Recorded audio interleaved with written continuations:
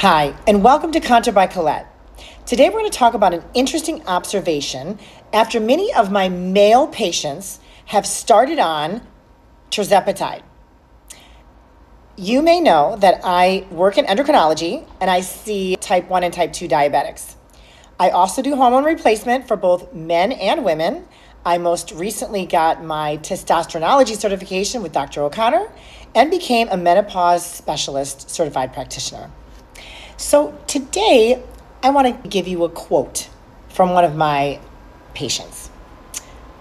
Nurse practitioner Nelson, I know this sounds crazy, but my balls are getting bigger. Is this my imagination? What's going on with this Tirzepatide stuff? And you know, when I say Tirzepatide, I mean Mounjaro or Zepbound. Is this having something to do with my testicular health? Fertility?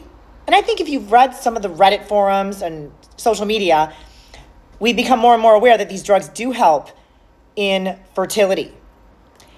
Many of this is anecdotal, these reports on larger testicles. I start to question whether it's true.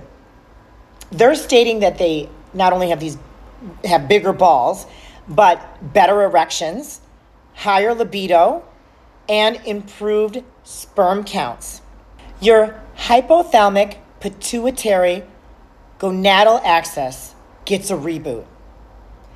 Insulin resistance, high insulin levels, especially in type 2 diabetes, suppresses GnRH, gonadotropin releasing hormone. So if this is suppressed, it downregulates LH and FSH, luteinizing hormone and follicle stimulating hormone. Guess what? Tirzepatide restores this gonadotropin releasing hormone. It increases testicular activity. Then you have more luteinizing hormone and thereby more testosterone production. If you lose weight, you decrease your estrogen and you increase your testosterone. Visceral fat increases the aromatization of testosterone into estradiol conversion. So if you lose fat, and that's a beauty of these drugs, they decrease visceral fat, then you have less aromatization and you have more free testosterone.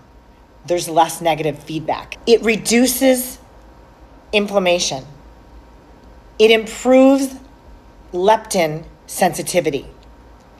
Obesity equals high TNF alpha, C-reactive protein, and leptin resistance. Leptin is your satiety hormone.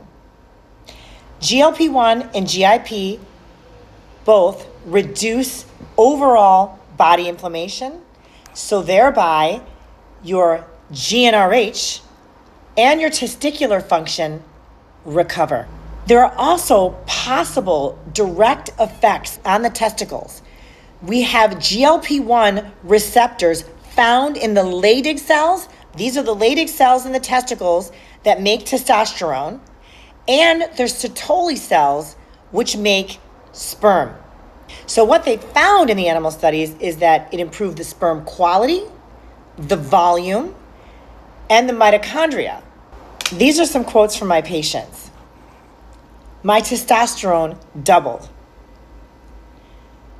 I don't even need to use TRT now.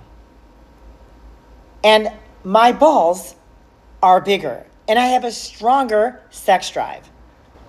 It does support that this all blended together could be the reason why men are experiencing this increase in volume of their testicles, and that GLP-1s could support male fertility in the future.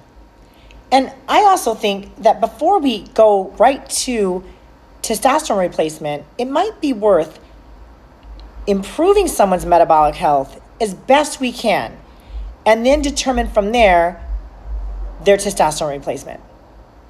So until next time, I hope you found this rather fascinating. And I look forward to speaking to you later. And you know you can always DM me or you can reach out to me and you can book an appointment with me at endocrinnyc.com. Thanks. Bye, guys.